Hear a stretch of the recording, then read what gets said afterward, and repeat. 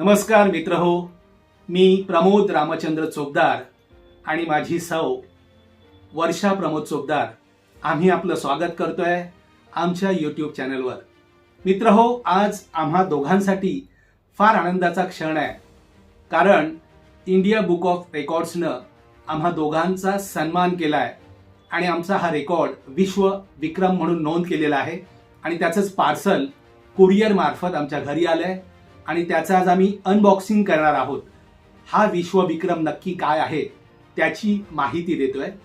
तर मित्रहो, मी 604 कवितांना चाली लावून त्याचं गाण्यात रूपांतर केलं।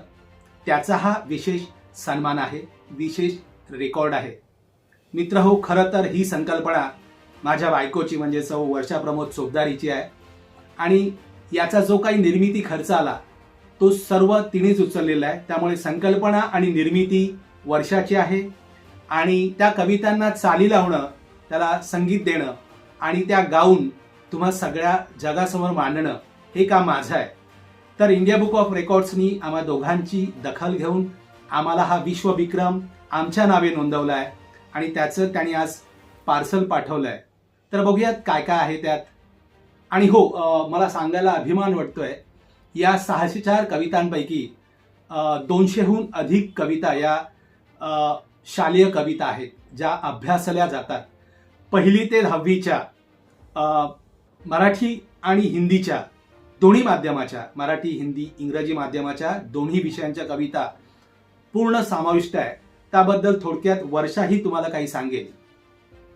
या कविता विद्यार्थ्यांच्या दृष्टीने आणि शिक्षकांच्या दृष्टीने अत्यंत उपयुक्त आहेत अशा बनवलेल्या आहेत।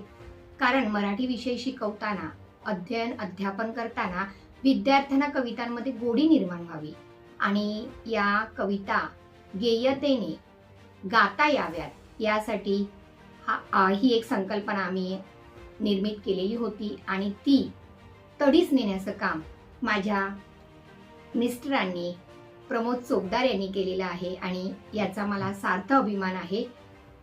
शालेय शिक्षण क्षेत्रासाठी हे छोटंसं एक योगदान दिलेलं आहे आणि याचा नक्कीच विद्यार्थी, शिक्षक या सर्वांना उपयोग होईल।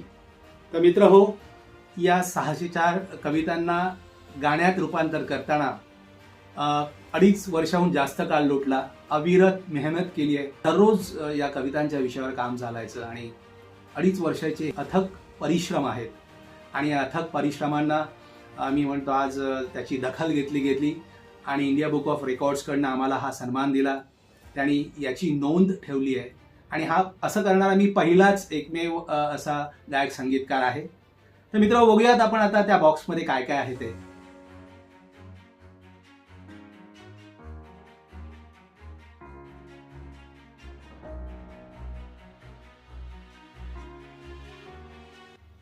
तर मित्रांनो, करूयात unboxing India book of records achiever पॅकचं, जे आम्हाला त्यांनी पाठवलंय आणि आता आपण त्याचं अनबॉक्सिंग करतोय।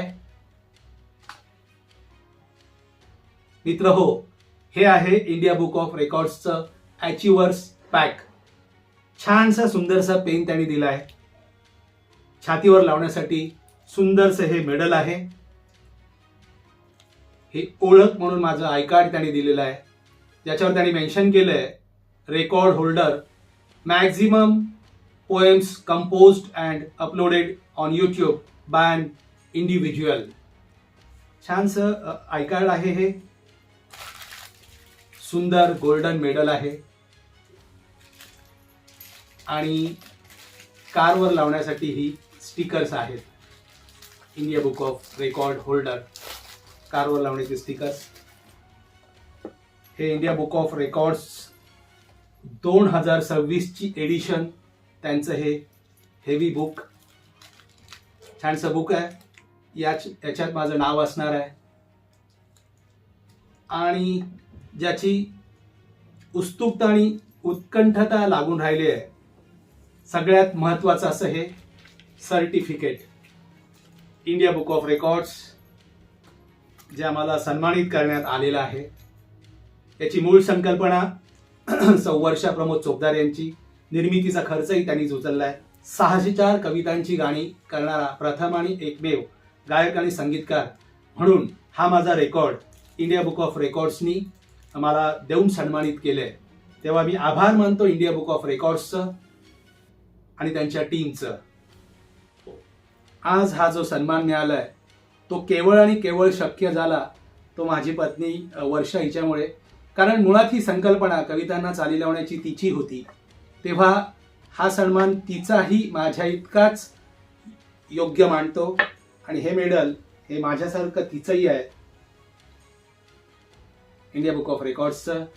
आणि हा सन्मान आम्हा दोघांचा आहे. हे प्रेम तुमचं आमच्यावर असंच राहू द्यात. मी इंडिया बुक ऑफ रेकॉर्ड्सचा ऋणी राहील. त्याने आम्हाला या पात्र समजलं आणि आमचा हा विश्वविक्रम त्यांनी नोंदवून घेतला आणि त्याची आम्हाला ही पोच पावती दिली.